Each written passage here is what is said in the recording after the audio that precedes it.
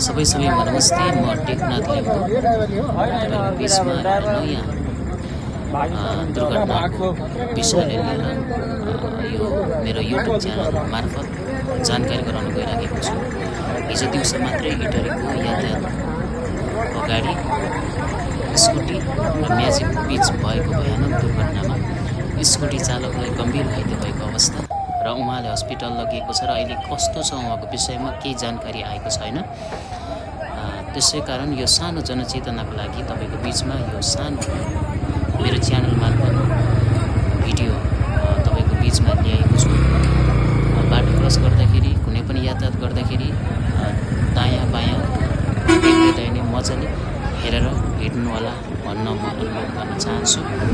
र यस्तै नयाँ ताजा अपडेट घटनाको विषयमा दुर्घटनाको कुराहरू अनि नयाँ ताजा खबरहरूलाई हेर्नका लागि तपाईँले मेरो टेकनाथ लिम्बूको युट्युब च्यानललाई सब्सक्राइब गरिकन लाइक गरी कमेन्ट गरिकन मलाई सहायता पुर्याउन त तपाईँले यस्तै नयाँ घटनाहरू मेरो च्यानलबाट हेर्न सक्नुहुनेछ।